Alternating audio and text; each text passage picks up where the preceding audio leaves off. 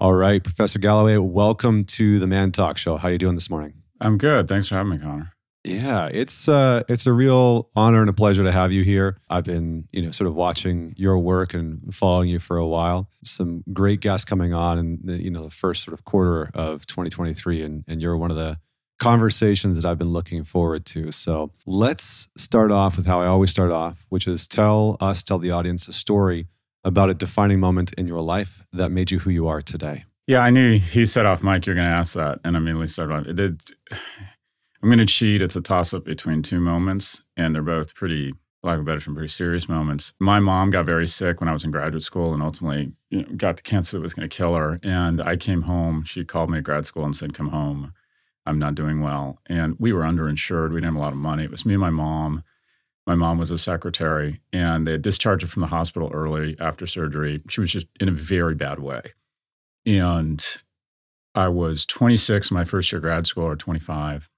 And I immediately thought, okay, I can solve this. I can fix this. And started calling around. Couldn't find a hospital that would take her. They said, bring her to the emergency room. And as I thought that through, that was going to be an awful experience. So I thought, I'll get a nurse to come take care of her. Nurses were $55 an hour even back then, and I didn't have the money. And I just remember feeling a sense of real kind of emasculation, frustration that like kind of my one job to take care of the person who had raised me, I couldn't do. And it was very humiliating, but it was also very motivating. And that is, up until that point, I had been kind of your classic underachiever and just did enough to get by. And that really kind of focused me on what I would need to do, or at least try to do, to have more success such that I could take care of my mom. That was very motivating. And then the other thing was when my oldest son was born, I was, it wasn't a hallmark moment for me. I felt crazily nauseous. I couldn't stand. And it wasn't because of the experience, which is, by the way, a gross experience, but I was terrified. And that is, I'd had some success, but I hadn't saved as much money as I should have, given how much money I'd made. And again, I'm like, shit, it's no longer about me. And I'm not where I need to be. So these are very intense moments that call on very instinctual feelings. But yeah, not being able to take care of my mom at that moment, and then a fear that I wasn't going to be able to take care of my son. These were very seminal, motivating moments in my life. Yeah, I appreciate you sharing that. I think, first off, the classic underachiever really resonates with me. That was sort of my MO, average at best for pretty much everything that I did for a very long time. And, it's interesting because I've talked about this on the show a little bit, but I've kind of been going through a little bit of both of what you've been talking about. My mom was diagnosed with terminal stage 4 cancer not too long ago, kind of right after my son was born, my first son. Mm-hmm. And it's been, I think what you just described has been sort of a summation of my experience, this sort of, how do I save her? How do I support her? But then also stepping into the role of fatherhood of, am I ready to sort of tend to or take care of this new, little life form that has entered into my sphere, which is a beautiful, wonderful, awe-inspiring experience unto itself, but also can be pretty stressful.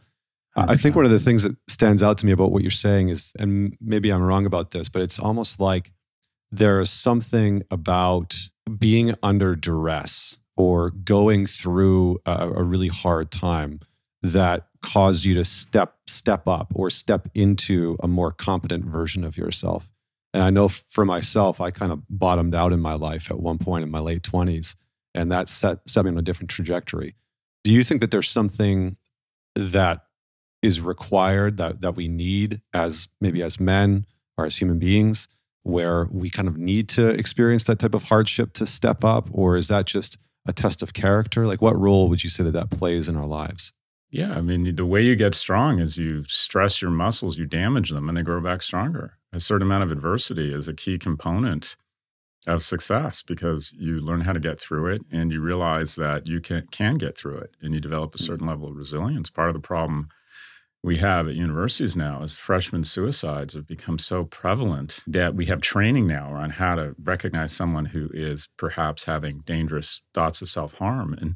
And the reason this is happening is that so many of us who are blessed with resources naturally want to do good things for our kids. So we engage what has been termed concierge or bulldozer parenting.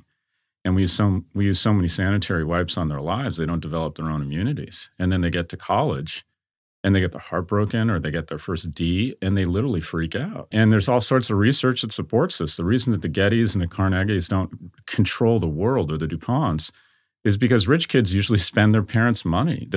The children of immigrants are the most successful because they look at the parents, they look how hard they work, they look at the success they recognize through that hard work, and they learn. The children of rich kids generally decrease the wealth. I mean, they have more opportunities, but they generally don't go on, to build. The saying that I struggle with, and you'll struggle with this, I have 12 and 15-year-old boys. And I always say, if I had what they have, I wouldn't have what I have. And that is, what on earth is their motivation? I mean, I just sent my kids, I live in London, I'm not there, so I send them tickets to go to, Tottenham Hotspurs versus Man City. And I love my kids, so I want to surprise and delight them, so I buy them great seats. My kids don't only have a safety net, they have a fucking cashmere safety net. And so what exactly, and it amazes me when I meet rich kids that are motivated, because I'd be like, if I had money, the only two things I know would have been in my life are cocaine and a Range Rover. That's how I would have responded to resources, but I didn't have those things, so it was very motivating. But, walking through Kohl's, getting calluses, appreciating how hard life can be, you're entering a different phase of life right now, Connor, and it's what I call the shit gets real part of your life. And all of a sudden you have a kid, and while we're supposed to pretend that it's joyous and amazing, and it is, it's also wildly stressful, and I don't care, I'm sticking to this. Babies are awful. They're just awful. It's a science experiment to keep the thing alive. It provides you with absolutely nothing, especially as a dad. You're useless. Your job is to support your partner and make sure that he or she or whoever the primary caregiver is has the resources they need, and get a night nurse. And also your job is to go out there and hunt the fucking mastodon and bring home the meat. And I know that sounds sexist, and sometimes being an adult or being a man means getting out of the way if your partner is better at that money thing than you are. But your job primarily is to I think every man should start with the assumption that he is going to take economic responsibility for their household. And it's really stressful because it's a competitive market out there, and everyone else is trying to get more than their fair share. And so you're out there, and as a man, you're kind of judged full stop based on your economic success or lack thereof. If you live, where do you live, Connor? Upstate New York. Okay, so you're in upstate. It's not as bad, but it's still between schools, between living, once you have a kid, it's kind of 2, if not 3 bedrooms right away. You start thinking about, if there's good public schools, you're blessed. But in America, there's a lot of areas where you think, well, no, the perfect angel needs to go to private school. Maybe your wife or your partner takes some time off to take care of the kid. And all of a sudden you go from needing X per year to 3X.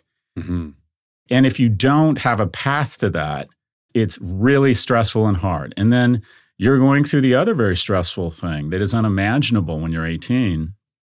And that is someone you love a great deal and who loves you immensely has gotten sick and may die. And that reality is so harsh that the human brain just can't wrap its head around it. Until it happens to you, it can't describe the feeling. It seems it's the most unjust thing that will ever happen to you, and you can't imagine it. So I wrote a book on happiness, and all the studies say the same thing. If you look at the y-axis is happiness and the x-axis is age, all the data comes back across geographies, ethnographies, income classes. It's a smile. 0 to 25 is Star Wars, beer, football games, making out at prom. It's generally pretty happy. And all the shows about being awkward in 7th or 8th grade, okay, but there's a lot of fun as a kid. And then 25 to 45 is what I call the shit gets real part of your life. It's just hard. You're not going to have a fragrance named after you. You're not going to be senator. And you're like, oh, wait, I was supposed to be everyone, my parents in college told me I was amazing. And what do you know? It doesn't feel like I'm amazing right now. And then something wonderful happens in your 50s and in your 40s if you're more soulful, and that is you start finding joy and appreciation in things you didn't before. And hopefully your kids get less awful. Hopefully you get a little bit of economic security. Hopefully you've kind of settled into relationships that are more productive. Hopefully a little bit of economic security. And it's just weird. You start finding joy in places you didn't. I remember I was telling the story of my mom. I used to go to this deli called Junior's Deli on Westwood Boulevard in West LA, right above Pico. And every week she'd order the same thing, lox, eggs, and onions. And it would come with a side salad or something. And the salad, this stupid little salad in a little wooden bowl would come, and she'd stop me and she'd put her hand on my hand. And she's like, isn't this beautiful? And we were supposed to just pause for a moment and enjoy the beauty of the salad. And you're 13 and you're like, what the fuck? And then as you get older, it's like one of the many reasons I miss my mom is I would love to just share this. There's just times when I'm walking through the park with my dogs and I see a fox. And I am so stilled by that moment. Like, I'm not into wildlife or anything. And you just like, even 10 years ago, and especially 30 years ago, it would have been just like, oh, there's a fox. And it just would run by. And now I just stop and wonder. And I don't know if it's the recognition of the finite nature of life, something happens to your brain. But I always tell people kind of 25 through 45, if you're stressed, if you're economically insecure, if your relationships are stressed, if you feel insecure about your achievements, if having a family seems to be like not the Hallmark Channel moment you thought it was going to be, I say, okay, that's exactly where you should be. Mm-hmm. And the key is every day to keep on keeping on, try hard, one foot in front of the other, that happiness waits for you. But yeah, you're in Vietnam right now. A young man whose parent is sick and who just had a kid. There's just no getting around it. This is a stressful time in your life. Yeah, it's like grief in one hand and gratitude in the other, mm-hmm. or joy in the other, because there is something. I mean, my son's almost 2 now, and he's in a very interesting phase. I can hear him upstairs right now, running around, scratching the shit out of my floors, and so child-proofing your house. That's right. That's right. But I think one of the things that stood out is, I didn't grow up in wealth. And yeah, I struggled financially for a long time, but have managed to do fairly well for myself. My wife and I have managed to do very well for ourselves. And one of the things, admittedly, that I've grappled with is I think I've seen what you have been describing, in the sense that many of the people that I know who were born into affluence and extreme wealth, or even just a good amount of wealth, have struggled to find a depth of motivation to go out into the world and find some sort of path that's meaningful to them and to contribute. And so I'm actually just curious from a personal level how you handle both ends of the spectrum. Like, what would you say to people who are struggling financially and trying to raise their kids in a family? And then what would you say to people that do have that affluence and kind of are aware of that factor, of that, that elephant in the room, that maybe their kids won't want to work as hard? Like, what do you do with them? Because this is something that I've thought about 15, 20 years down the road. It's like, do I cut my son off and just say there's nothing there for you and I'm going to spend it on a Porsche and, traveling the world for years at a time? Or like, how do you think about handling some of those situations? And I know I'm basically asking you for like massive life advice right now, which you're like, I wish you didn't ask me that question. Like, this is a hard one. I'm writing a book on called The Algebra of Wealth, and that is how to strategies for establishing economic security. Because money is something we don't talk about a lot, especially as men. We're just supposed to be ballers that figure it out silently. And it's just, in a capitalist society, it's just hugely important. There's no getting around it. And they say money isn't everything. And you're right, relationships are everything. But without a certain level of economic security, relationships are just strained. Kids who live in homes that are economically strained have greater standing blood pressure. You're more likely to have a stroke, be obese, suffer from cardiac problems, be depressed, have violence in the home when you go below a certain level of economic security. And so I think it should be a kind of a family mission. And that is, all right, look, my mom was very straight with me. I remember when my two best friends in 7th grade took off from Emerson Junior High School for a private school, Windward, because they started busing. And I'm going to be honest, the initial integration efforts in LAUSD for a 12-year-old were shocking for us and for them. And the school was violent. It was strange. It was just a weird place. And so my two friends immediately got pulled out and sent to private school. And I went home and said, okay, I need to go to private school. I need to go to Windward. And my mom sat down with me and said, okay, Scott, it's time you knew. I'm a secretary. I make $18,000 a year. And let me take you through our budget. And it's just like, for the first time, I'm like, oh, money's a thing. And I don't have as much as my friends. And we lived in a nice neighborhood. We lived in a small condo in a nice neighborhood. And most of my friends were affluent. And just kind of letting me in on the joke and showing me what costs what helped me. And money came not a little bit of a game, but a strategy. I sort of understood at an early age. And I think bringing your family in on these efforts and also being very serious about it. This is how much we need every month, budget. This is what everyone's expected to do to contribute. Your contribution is to be thoughtful about how much money you spend or whatever, turning off the lights, whatever it might be, helping out, cleaning. We used to clean the house on Sunday. We didn't have people cleaning our house. Every Sunday morning we got up and we cleaned the house. And I think involving your family and saying, okay, some level of economic security is something we're all engaged in because it's bad for our family when we're not. It's stressful for me, mom and dad. It's stressful for you. So here's our budget. Here's how we get past that. This is each of our jobs because economic security isn't a function of how much you make. It's kind of more a function of how much you spend. Mm. And you can be very happy and economically secure if you just kind of live like a stoic and don't get into that lifestyle creep and, all the stuff that Susie Orman talks about, credit card debt, not, ignoring your expenditure. So that's on the side if you're struggling. And by the way, it doesn't always work. Some families just have a tough time their whole life. The other side, how to instill a level of grit with your kids. This is something we all struggle with who are blessed with some level of economic security. And what I observe is all my friends talk a really big game about cutting their kids off after college. They'll say the same thing, or most of them. They're going to get whatever they want. They can do whatever they want. I'll pay for their college, and then boom, it's over. You're on your own because that's important, right? And this is what happens. They graduate from college, usually, and they're good kids. Most of them are good kids, right? And they're like, they can't live in New York. They get a job, a decent job, making $55,000 a year, which is decent for a recent college grad. But they can't live near their parents. They can't live anywhere near the same neighborhood. So they said, well, let's just help them out. Oh, they have a kid. We want to help them buy a house. So you give them some, what 28-year-old, I bought a house at 28. What 28-year-old can buy a house right now? Mm. I don't care what city you're in. So you help them a little bit more. And slowly but surely, you're kind of supporting your kids. And it's easy to talk a big game, but it's not like they're drug addicts that you're cutting them off. It's that they're good kids, or this is what I see happening. And they don't end up dependent upon you, but they end up kind of needing your support. And it's hard to break out. And it's a societal issue because for the first time in history, first time in history of the U.S., a 30-year-old isn't doing as well as his or her parents were at the age of 30. My generation has basically taken a lot of has done well. If you're under the age of 30, you're 24% less wealthy than you were 40 years ago. People over the age of 70 are 72% more wealthy. So we have tilted the economic table towards old people and incumbents.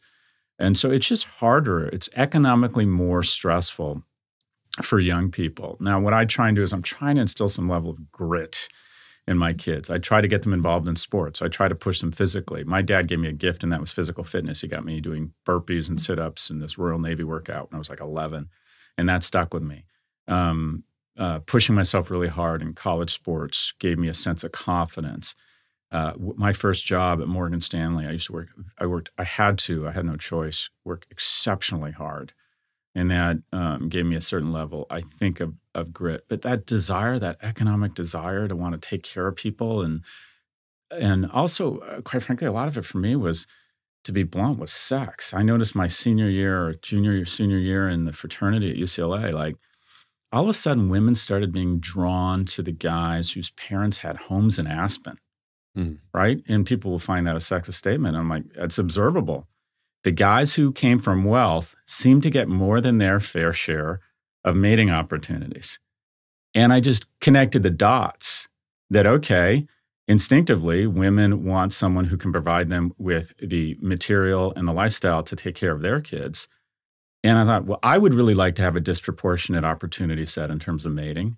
And that involves economic security. I want an unfair advantage. So all of these things start adding up, hopefully early. Grit, you're hopefully born in, the best thing you can do for economic security is to be born the right person at the right time in the right place.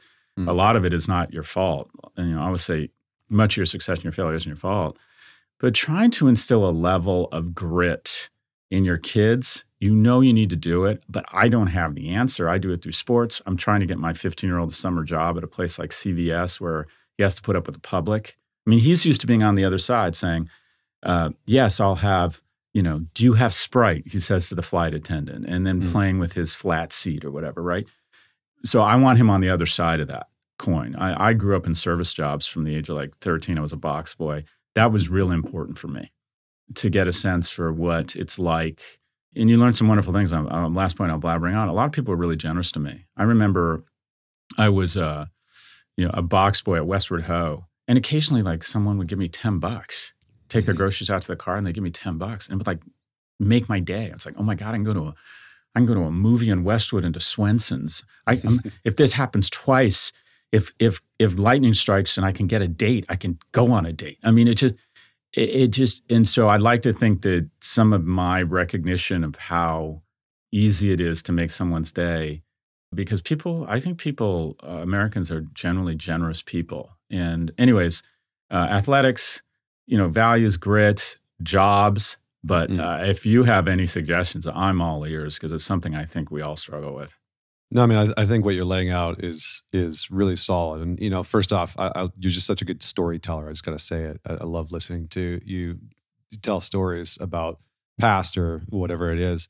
I think in many ways, I mean, when you were talking about, economic hardship, like I remember being a kid and a teenager, and every week we would collect the bottles in the house.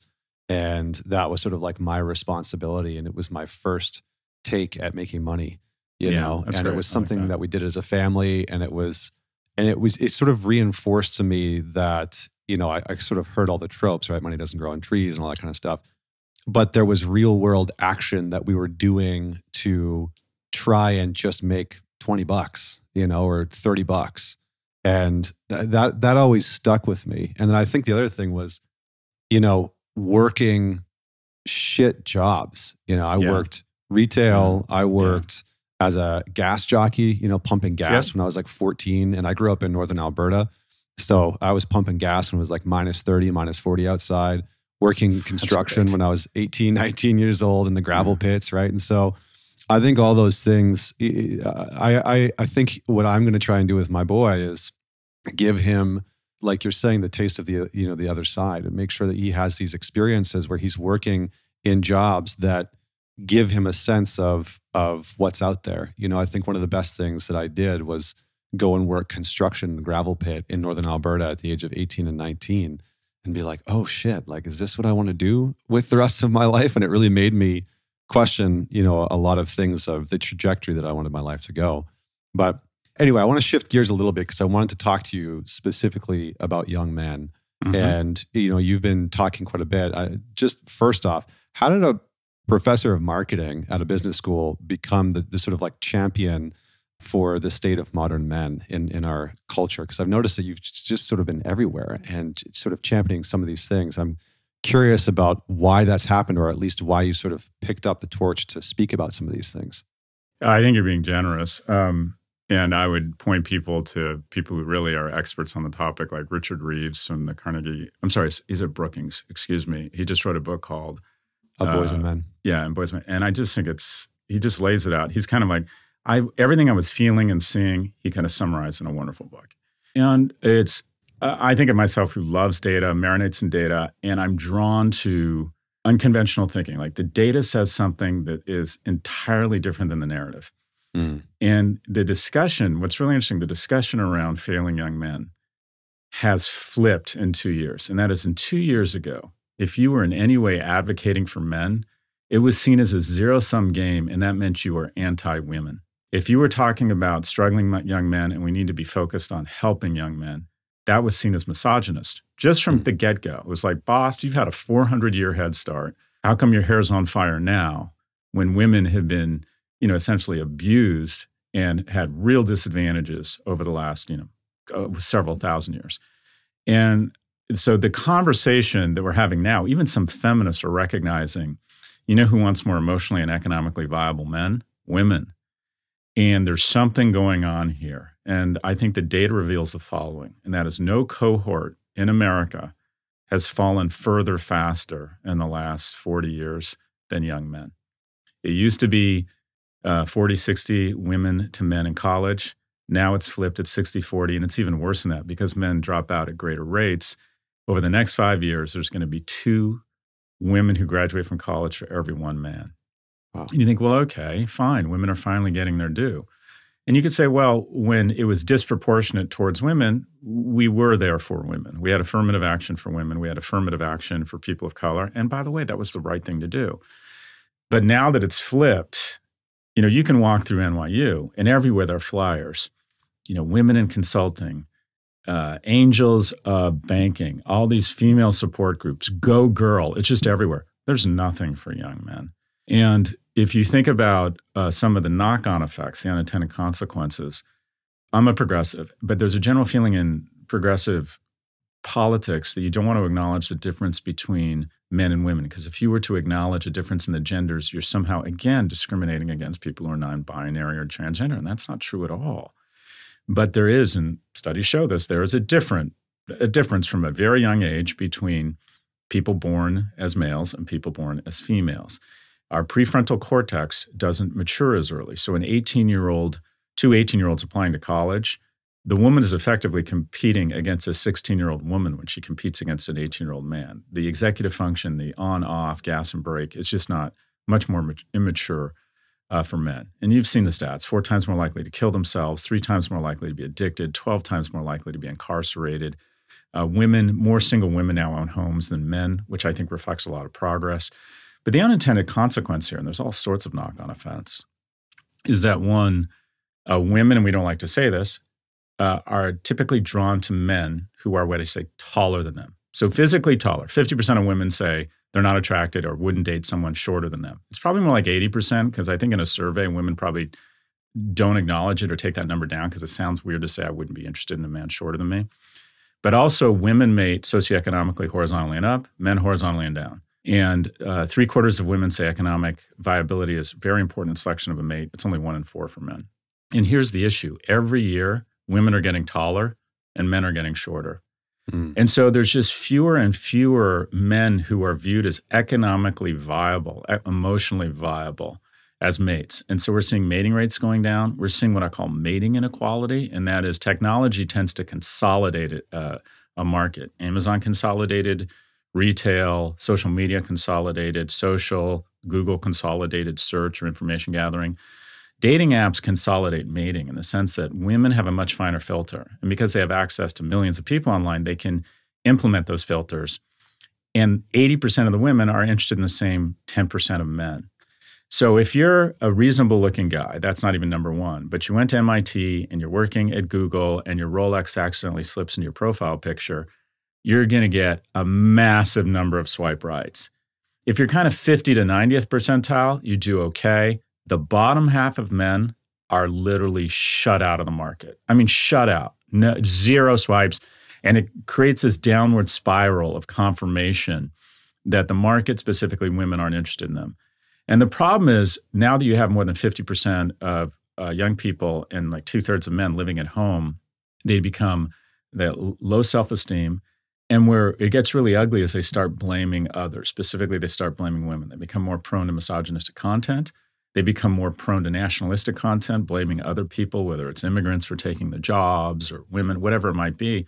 And they start buying into this notion that somehow it's women's fault and they need to take on this aggressive complexion around society and women.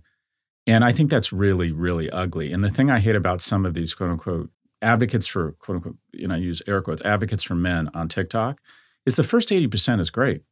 Take responsibility for your life. Get really strong physically, have a propensity towards action. And then it comes off the rails. They start talking about women as property and putting her in her place and crazy like metrics around what it means to be a man is like some sort of dominance or power over women. And it's just like, Jesus, how did this get so ugly so fast?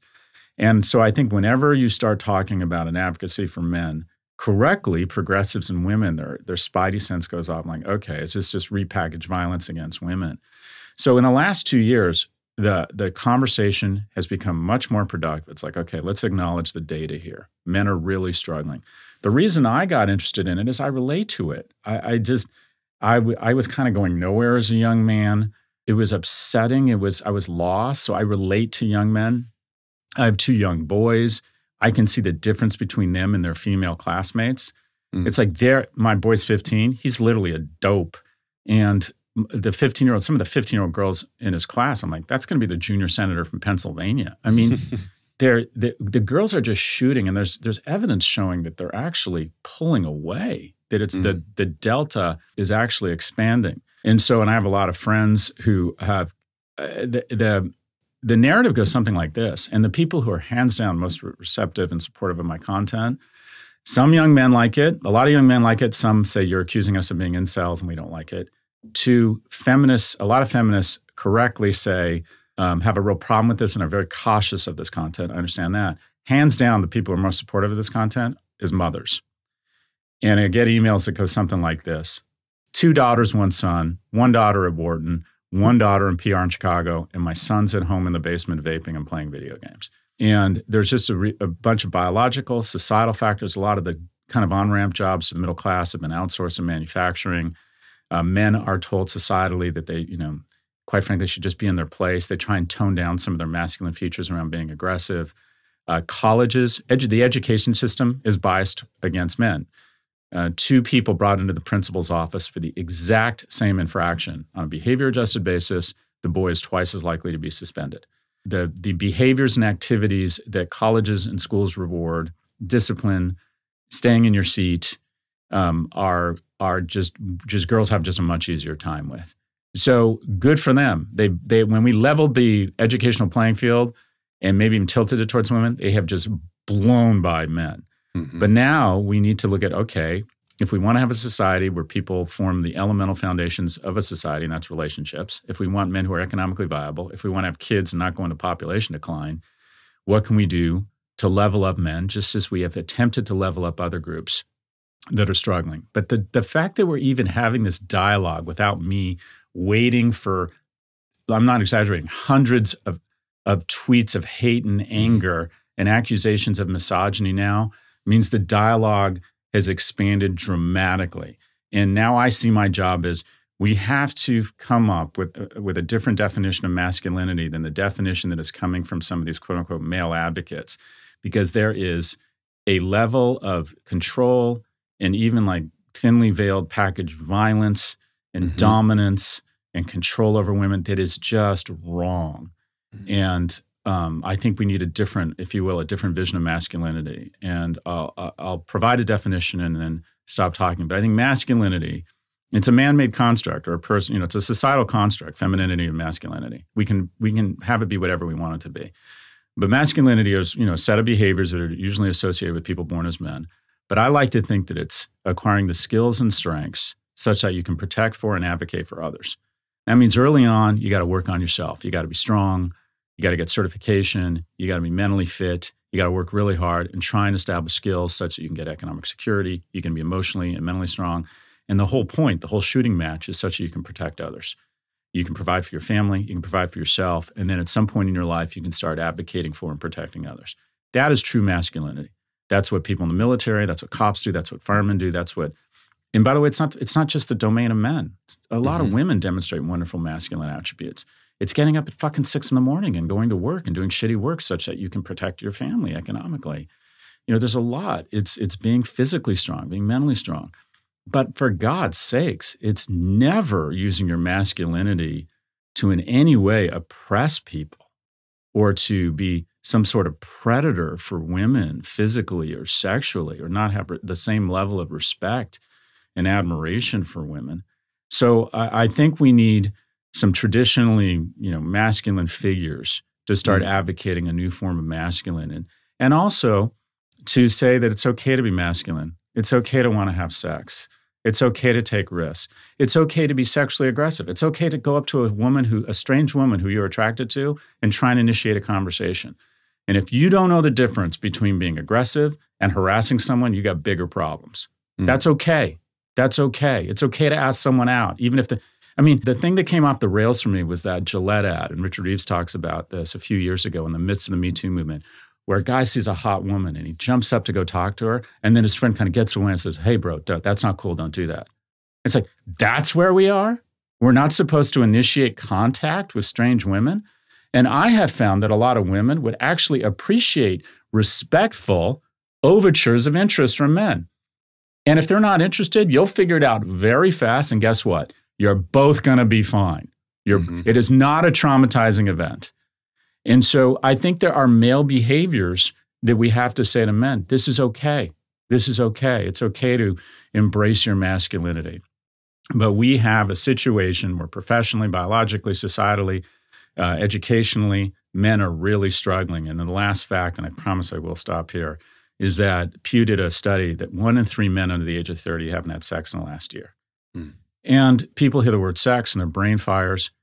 I think of sex as a key step to an intimate relationship, and relationships are the basis of happiness in a productive society.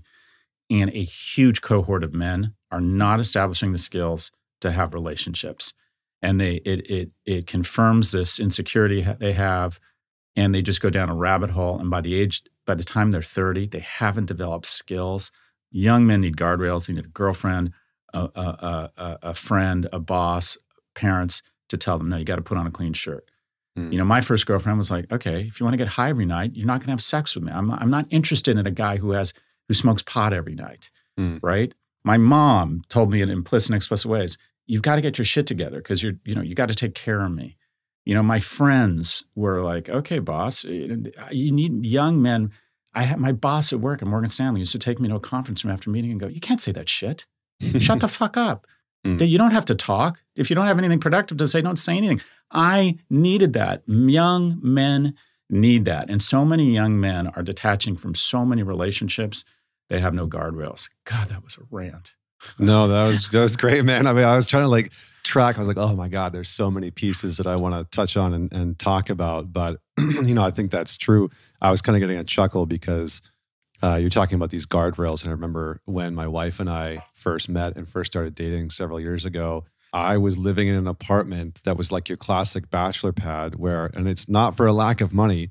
I was sleeping on an air mattress, and all of my books were stacked up beside my couch that was acting as my coffee table, and all of my socks had holes in them, which some of them still do. But, when we started dating, she was like, what is going on? And I was living in Vancouver. She was living in Manhattan.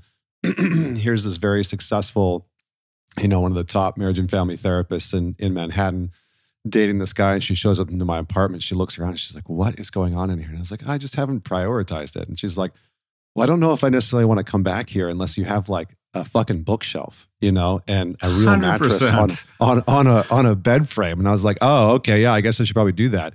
So I think it's those types of things that, whether it's from other women, other men, that I think are very important. And to your point about some of this rise of, I don't know what we'd want to call it, misogynistic masculinity or whatever. I remember when I first started Man Talks, there was a lot of pushback, and I was just bringing men together to have conversations. The whole premise was that they were going to share their defining moments as if they were going to die the next day, to sort of impart some of their life's wisdom or lessons onto other men. And it was so interesting to see some of the pushback that I got initially, because I started this probably 8 or 9 years ago.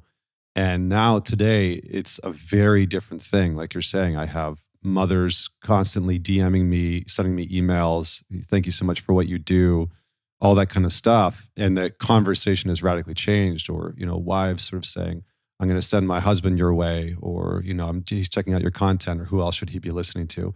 So I think it's changing quite a bit, but I have noticed this rise in this very rigid, one-dimensional version of masculinity that seems to be in opposition to the narrative that has emerged over the last decade or two.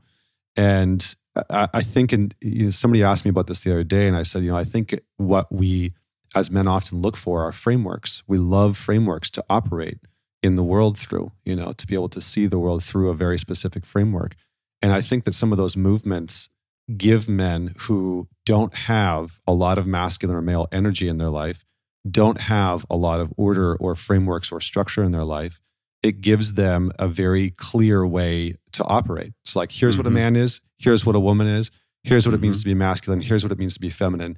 And if you just don't ever step outside of those confines, then you're good. And so I think that it creates this illusion of safety and security that is oftentimes very crippling and can be abusive and can be very detrimental. And so, and again, that's not me advocating for it or supporting it in any way. I've just always tried to figure out, like, why are those frameworks, like, why are people like Andrew Tate so appealing to some men? Because some guys really just love him, and pedestal him. And so I'm curious to get your take on, why do you feel like some of those structures, whether it's the red pill movement or the black pill movement or the Andrew Tates of the world, what is so appealing from your perspective to young men about those guys? And it kind of all comes down to, in my view, if you were trying to find ground zero, it goes back to what I said before. And that is the basis of evolution, the fundamental compact with any society is that if I work hard and play by the rules, my kids will do better than me. And for the first time in our nation's history, that compact has been broken. And that is, your son or your daughter, mostly your sons, are not doing as well as dad was at that age. And that creates tremendous shame and rage. That is a breakdown in a universal celestial compact we have. And in America, 90 until World War, up until like the 50s and 60s, 92% of people born were going to do better than their parents. Wow. And now it's 49. Wow. And so the majority, and then for men, I think it's more like 40. So the majority of men, and then because of this kind of NIMBYist rejectionist culture, different talk show that makes housing more expensive, you have a lot of men at home. They're not doing as well as their parents were at that age. And there's just this feeling of shame and rage. And then, by the way, try and get a date. It's not a good rap. Oh, I live at home. That's not a good rap. So you get confirmation from dating apps, and you have constant reminders from your roommates, i.e. mom and dad, that you're failing. And so what do? Do you go into a hole and say, it's my fault, and turn on yourself? And some do that. But a lot say, I want answers. And they're very prone. If you look at the darkest moments in history, they all have one thing in common. They have an economic cohort of young men who are failing economically and want answers. And the easiest answer is, it's not your fault. It's not your fault.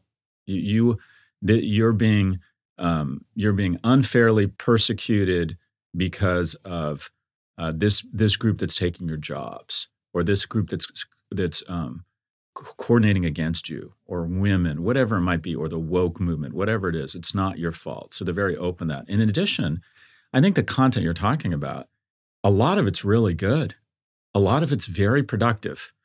I see some videos from Jordan Peterson and Andrew Tate. And by the way, I shouldn't conflate the two, because I think Jordan actually has a healthier set of messages, and I think he calls on more science.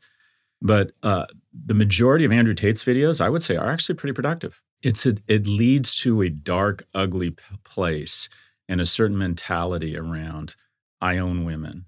And if I'm a real man, I'm going to put a woman in her place. And she doesn't ever go out without me. I mean, all this bullshit, right? And anyways, so the men are looking for answers, and they're very prone to nationalistic content. Once a man comes off the rails economically and emotionally and doesn't have a viable partner to kind of keep him in check, weird things. He's more likely not to believe in climate change. Mm-hmm. He's a lot more likely to have a gun. He becomes a shitty citizen. And if you look at the most violent, unstable societies in the world, they all have the same thing in common. They have a disproportionate number of young, broke, and alone men. And men become violent. I mean, think about mass shooters in the U.S. We know who they are before we know who they are. Mm-hmm. They're young men who haven't attached to school, haven't attached to relationships, haven't attached to work. And that's not to say that every young man who's an introvert is a danger. I'm not saying that.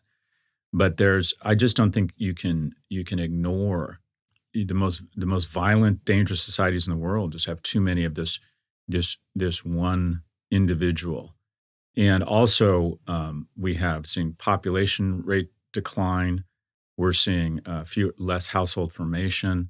So I think when you're a guy and you feel this rage and this shame, you're looking for excuses that it isn't your fault, and you're looking for someone who offers you the answer and gives you a channel for your rage and says, it's not your fault, do these things, it's this person's fault. And you become very susceptible. I mean, this is Trump. Trump came into a group of people who had been overlooked and who were like, I've played by the rules, I've worked my ass off, and my life just isn't very good. And this is a guy who comes in, this is not your fault. It's immigrants coming over the border and taking your jobs. And all this stuff, this blame game that happens. And I think men are especially susceptible to that message. So I think it happens over and over again in history. People don't want to look inward. They don't want to focus on self-improvement.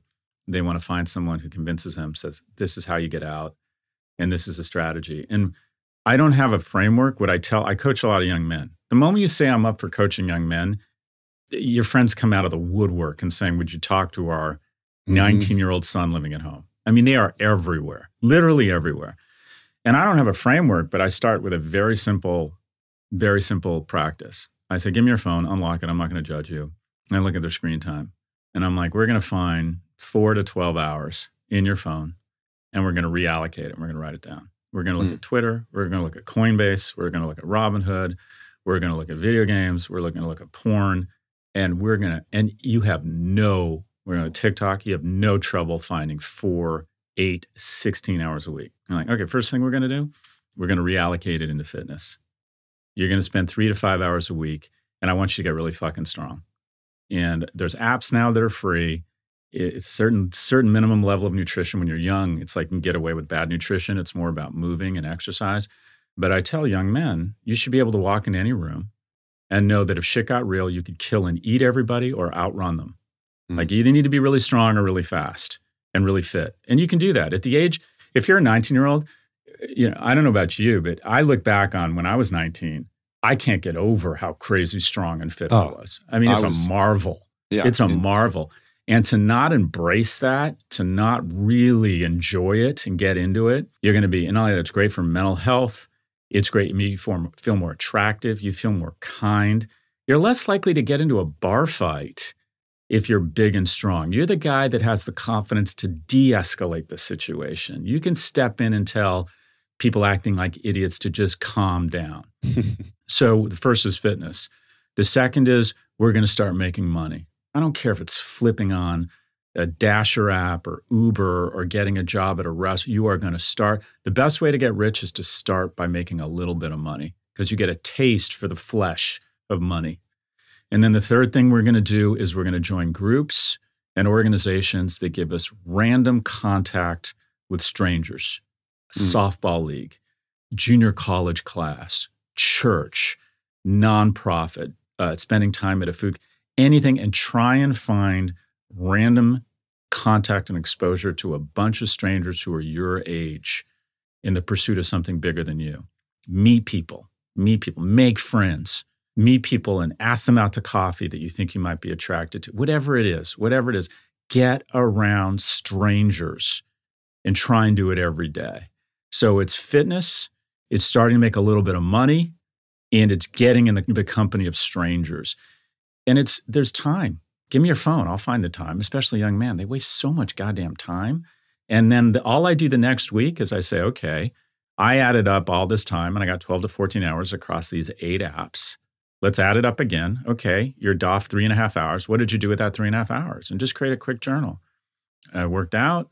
I spent a little bit more time. I got a job, whatever it might be. I'm like, that's it.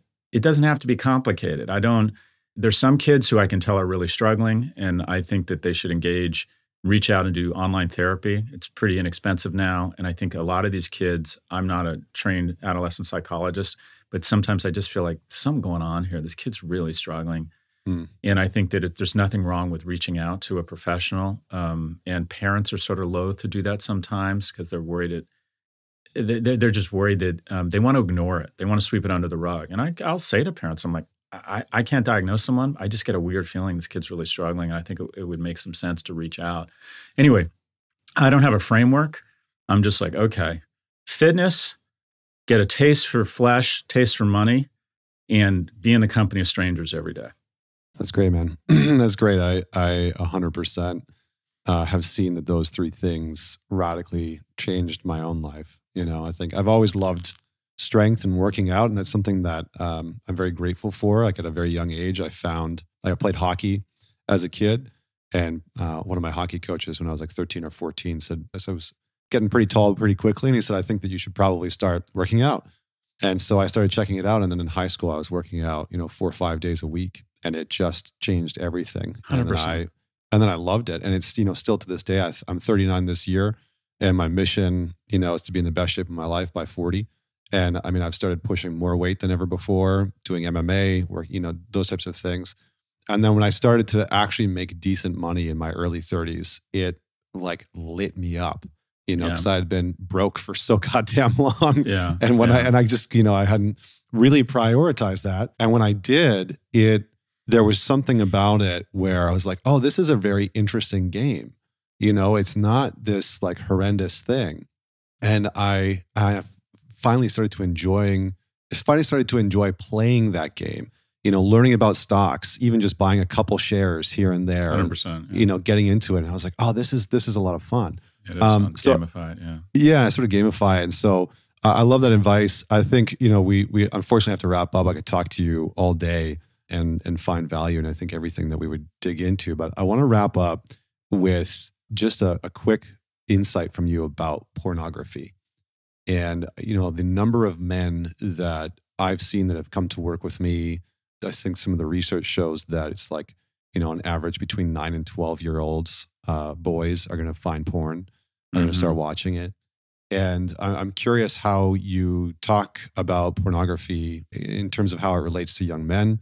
Is there a way that you talk about it to your kids, to your boys? I know for me, like I found porn at a really young age, at like 13, 14 years old. And then this is back in the day of, dial up and having it load line by line. But I really had a problem in my late teens and early 20s, watching hours and hours of porn a week.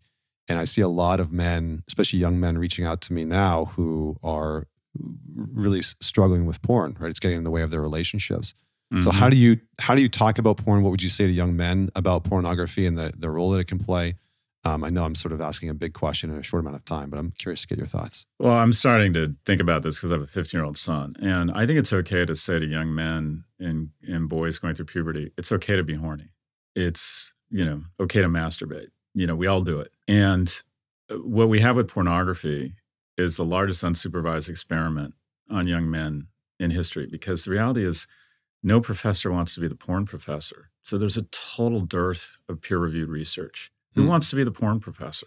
So people are interested in, all kinds of research around social media, mobile impacts on kids, but no one wants to really do a lot of research around porn. And also, it's difficult to get honest self-reporting. What I tell young men is like, look, I think being horny, wanting to engage in porn is entirely normal. And I would argue if you haven't had a period in your life where you're watching too much porn, that's probably more abnormal. That's okay. It's okay, right? The question is, how do you modulate it in an era of superabundance, where sexual titillation is available everywhere on demand, whatever you want. You go down to a rabbit hole and find exactly what you want. And what I tell men is, I'm not going to tell you, young men, and again, it goes back to the phone, I'm not going to tell you not to be on YouPorn, but I'm going to tell you to try and modulate it and limit it. Because here's the danger of porn, in my view. One, it creates unreasonable expectations around what it means to be in a relationship with a woman and what you should expect from a woman. And two, I think even worse, it flattens your mojo. And that is, why do I go through the pain? When I was at UCLA, I'm convinced I missed a lot of classes. I would have missed more had I not thought there was a reasonable chance I might meet a woman and eventually have sex with her by going on campus. And if I'd had porn, it would have reduced my mojo to just ever leave the house. Because what you don't want is to be engaged in so much porn where the difficulty and the effort to get out, to put on a clean shirt, to engage in the really uncomfortable scenario of initiating contact with a straight woman, of enduring rejection, of figuring out a way to ask a woman out, of figuring out a way to establish a dialogue with a woman on a date, to, again, endure more rejection, to be thoughtful, and then, quite frankly, make your own bad porn. Without that motivation, you never get to a point of, or you're less likely to get to a point of establishing a meaningful relationship. And so Yeah, porn, I get it. It's like eating chocolate or drinking or smoking pot. I'm not going to tell anyone to abstain. I engage in all of those things, but I try and modulate them, because what you don't want is a young man who loses his mojo to get out there. I am so hungry for a relationship. I am so hungry for sex. I'm going to walk up to a strange woman, or I'm going to try and initiate contact. Or I've met this really nice woman in my English class, and I'm going to try and get coffee with her such that I can get to a date with her, such that at some point I might have my own sex. You do not want to do anything. And society is telling you that urge somehow makes you guilty of something. No, it doesn't. Yeah. That's a wonderful thing. It's a wonderful thing. And as long as you're respectful, there's nothing wrong with that at all. I think more women would actually like more men to respectfully initiate contact. So the thing about porn, I don't know the answers around it. There hasn't been a lot of peer-reviewed research. Richard Reeves would argue that it's a small number of people consuming a disproportionate amount of porn. Every young man I know is very engaged in porn. And I'm like, it's like anything else. I'm not going to tell you to stop smoking pot, but only smoke on weekends so you don't have work the next day, right? I'm not going to tell you to not watch Netflix, but Jesus Christ, how much Netflix are you watching? I'm not going to tell you not to play video games. And porn, modulate, and don't let it get in the way of you getting out and making your own bad porn. Yeah. Well, I think that's very sage advice. And as a classic overconsumer of almost everything, I had to modulate down to net zero on almost all those things to have some real relationship to them.